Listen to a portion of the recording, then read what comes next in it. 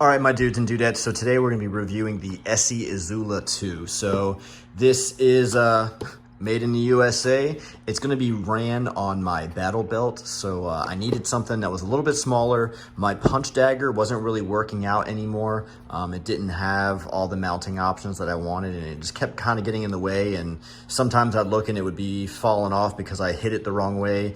And I needed something that was small, concealable, but still got the job done. And it was very important for me to have it American made because I just don't want it to fall apart, and I want it to actually last the duration of however long I want to keep it. So let's dive into this thing and see what we got. So in order to open the box, I'm going to use my other American made knife and get this thing open here.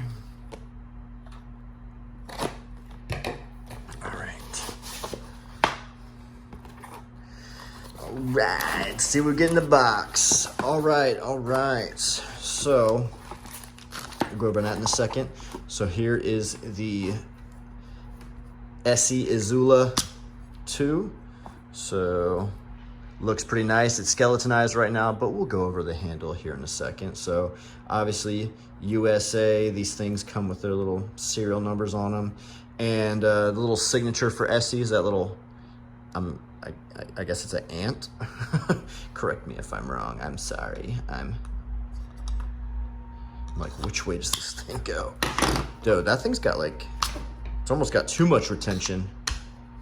But I'm sure that'll loosen up, and then on the belt, it'll be a little bit easier to draw. Because right now, it's a little tough to draw out of this sheath. I ain't gonna lie. I mean, maybe I'm being a capital B word, but damn, daddy. All right, so let's go into a little bit of specs on this before I get into anything else. So this thing has an overall length of 6.75 inches. The blade is 2.63 inches long, and it has a thickness of 0.156 inches. This thing is made out of 1095 high carbon steel, and this is powder coated in, what is this? This is the dark earth color. There are multiple color options. They have dark earth, black oxide, which is like, it looks kind of marbled, a desert tan, an OD green, purple, and then a really bright venom green. So kind of have a little bit of options for, you know, for you guys who like colors. This thing weighs 3.2 ounces, so it is very light. Once I get the handle on here, it'll probably increase it to, you know, probably right around 4 ounces. So still very light. And this is, again, made in the US of A. So that is pretty much the rundown on the Izula here. Let's see what else we get. So we get the mounting hardware. So this is the clip that mounts onto the sheath, which will allow me, don't lose that screw, which will allow me to mount it on my battle belt. So you can run it straight up and down, or you can run it to the side if you want to mount it on the battle belt like I do. So that way I can mount it like so, and then be able to draw from the side instead of up and down, where this would be sticking either in my back or in my stomach, depending on which way I ran it. So that is a plus, and we'll go through that in a second when I put it on the battle belt. They give you a couple of stickers. Cool, sounds good. I always like stickers.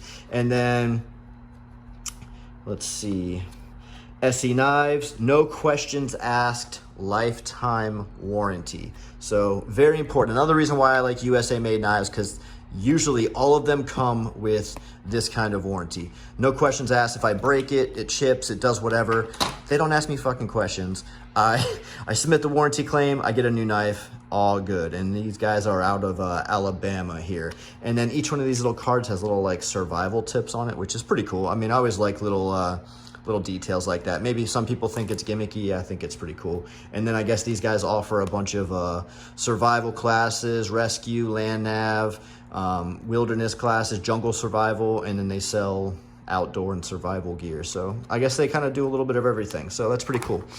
And then what do we got here? If I can freaking get it out. All right, so there's like a little pamphlet. So that's the black color.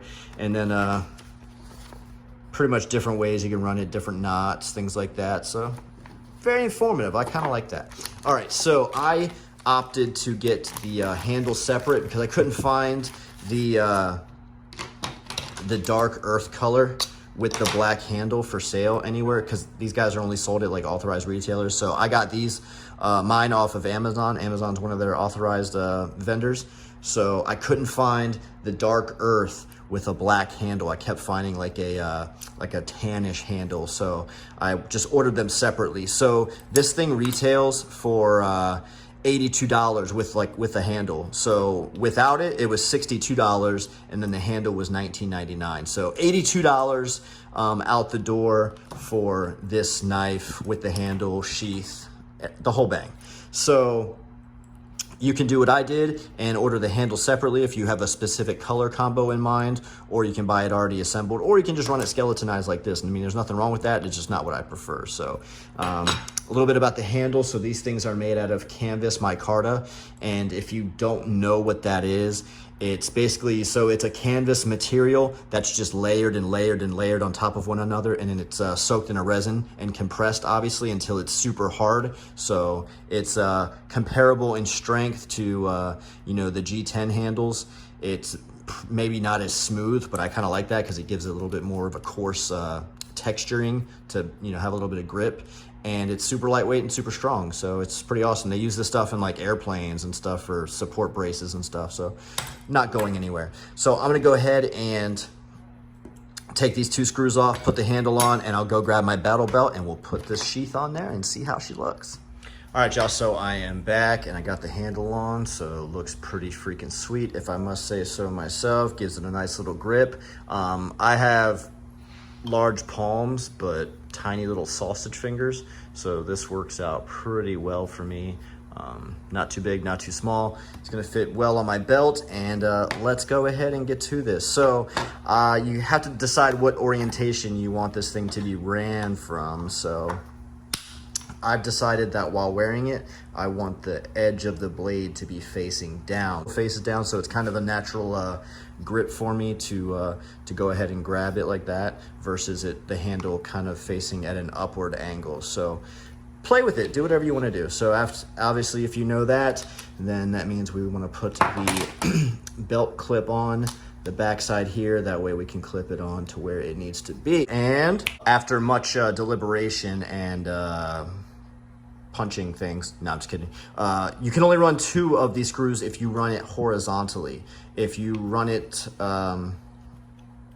vertical up and down, so flip this up and down, then you can run all 4. But you can kind of see right here, you see how so I could run a 3rd one here, which maybe I'll do, but that 4th hole doesn't line up. So maybe I'll throw that 3rd one in there just for extra comfort. But they, after quick Google search, trying to figure this out, you're only supposed to run the top 2 when you run it in this horizontal configuration here. So if you do run it the other way, say you want to carry it, you know, on body straight up and down, then all 4 of the holes do line up. I tested it out, so it's good. So I'm gonna go ahead and clip this bad baby right here.